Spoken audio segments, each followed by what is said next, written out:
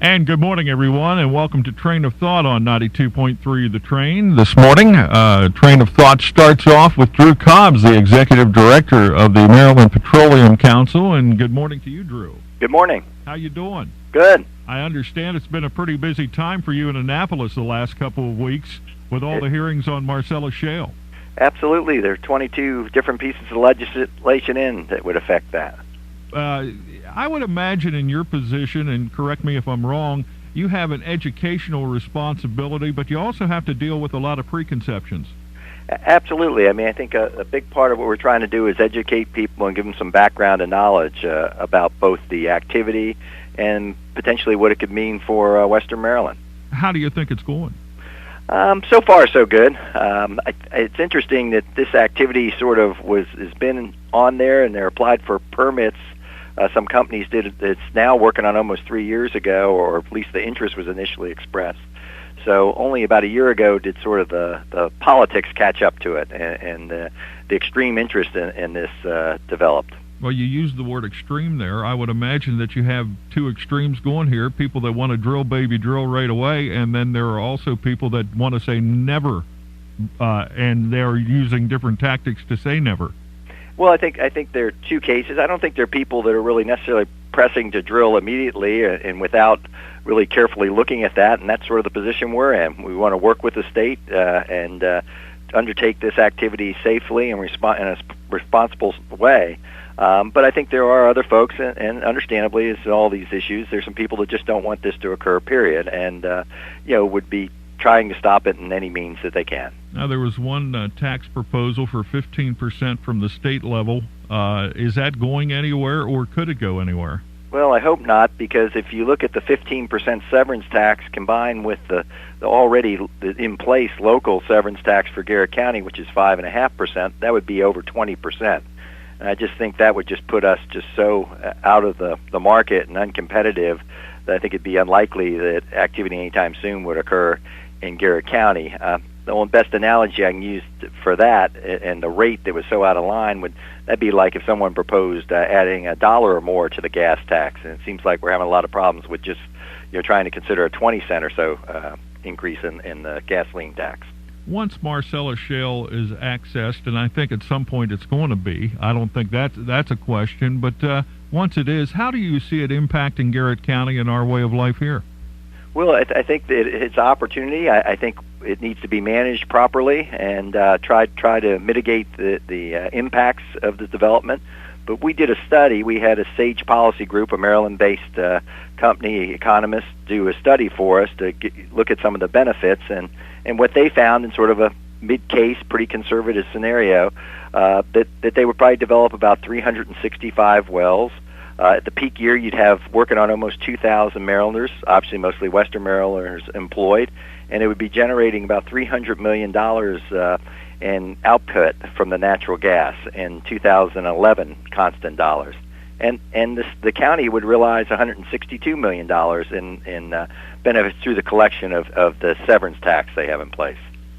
We have been following the educational issues up here, and it was interesting that during the educational session last week in Annapolis, Delegate Beitzel brought a bill to kind of put off some of the state cuts to education here. Marcellus Shale turned out to be one of the big topics that was brought up at that meeting, so I think we have a lot of overlap.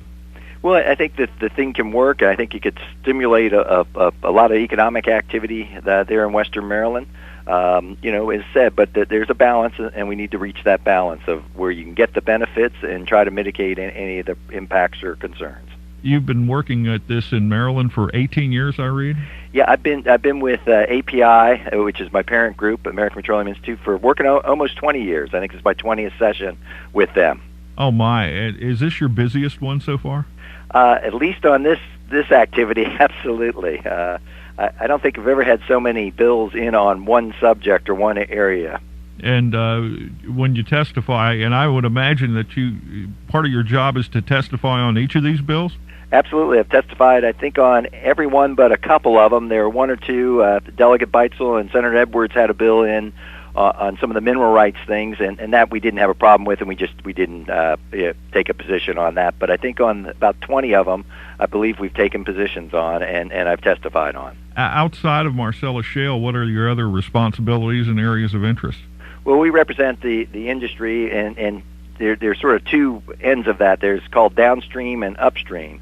So downstream's more the retail end of it, the gasoline side of it, fuels and those things, and sort of related tax and environmental issues.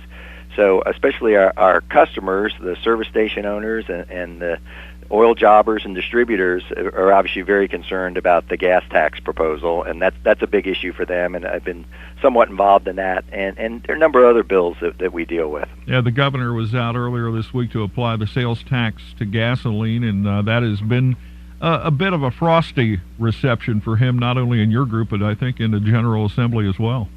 Well, I think the timing's probably not ideal considering where gasoline prices are at the moment, and it's just a very tough sell. And I think the concern there is not only the potential magnitude of what the increase could mean, but I think in proposing something that is more inflation sensitive, like the 6%, it just has almost a multiplier effect when the gasoline price goes up. So I think for your average person, I think they feel like almost government's piling on, that the gas price is going up and the state benefits even more by that occurring, versus just doing a straight per gallon tax, whatever that might be, adding a few cents to the present 23.5 cents per gallon tax. The local service station owners, I understand, make maybe a dime a gallon. Is that accurate, or am I high or low? I really don't know. I mean, there are different things. Obviously, it's a very competitive environment in that market, and I think especially as you go further west in Maryland, it's tighter and you're closer to the state border. So not only you're competing with the stations near you and around you, but even across state lines. And so that's the big concern. If we get so out of line with our surrounding states, it would hurt our local businesses that much more. Someone will say, hey, why don't you ask him why it costs a little bit more in Garrett County than it does in Allegheny County? So I'll throw that question out at you. It'd be mostly speculation, but I guess part of it's probably transportation costs, that you're a little further away from where the fuel needs to come would be just a rough guess off the top of my head. Okay, well, that I've heard that before, and a lot of folks say it's a little higher than here, and of course the lowest in the state always seems to be on the Eastern Shore. Go ahead. Well, that's definitely, but you're also in the area that there are different types of gasoline. In the metropolitan area, there's reformulated gasoline that's required under the Clean Air Act. In other parts, both in Western Maryland and on the lower Eastern Shore, they have conventional gasoline. But there is a terminal in Salisbury, Maryland, that receives waterborne product, and that makes it much closer to the center. And there's also a refinery just over in Delaware City, that's not too far away for the folks on the shore. So I think they're just a little closer to the supply, which benefits them. Senator Edwards told me that, getting back to the Marcellus Shale issue, he told me that perhaps as early as 2 years we could have the first drilling, but probably closer to 3 years. Are you seeing that as the same timeline? Well, I really don't know. I mean, truthfully, the governor issued an executive order last June, and under his timetable, the commission's supposed to wrap up and make decisions by 2014 right now. So as I've been saying, there's basically a de facto moratorium in place until that occurs, and even at that time, supposedly the commission and what the recommendation is whether we should even drill or undertake this activity or not. So we aren't in the posture where the state's saying, let's do this, but let's do this right and safely and figure out how to do that, versus we're still considering whether we should do it or not. The surprising thing I found out is that we've already had some fracking done here in Garrett County. That's my understanding. I heard that from local people about a year ago. I had not heard that till probably a little over a year ago. But apparently in the accident area and some of the storage areas, natural gas there around accident, there were wells that were drilled and have been fracked over the years. What rules were they playing by then? Well, I'm sure the state had certain conditions that they put on them, and I'm sure they work with the Department of Environment on that. I must admit I don't know the exact details of the rules and what was put on them. But this fracking activity has gone on for a long time. probably about 60 years. And most of the wells initially were vertical wells, straight down, and those were fracked at that time. And then more recently, they've gone to horizontal drilling. So you go down vertically, and then you go horizontally or parallel to the Earth's surface out into the shale, and then that line is then fracked. And the nice part about horizontal drilling is your footprint on the surface is significantly reduced. So rather than having a number of different vertical wells, you have one well, and you can cover a whole area from that one site, that one footprint. How big of an area can they horizontally drill from? Can you like a 1 square mile deal? Well, I think in that's probably a reasonable or decent distance to say that they can go horizontally about a mile or somewhere in different directions from that site. Okay. Well, very good. Well, Drew, it's been good talking with you. Thanks for bringing us up to date, and I know it's been an interesting, if not busy, session for you down there in Annapolis, and you still have a couple weeks to go. It'll be kind of interesting on how this all wraps up. Well, thanks a lot, and a little over 3 weeks of fun left down here. All right. Well, we hope to see you soon. You take care. All right. Thank you.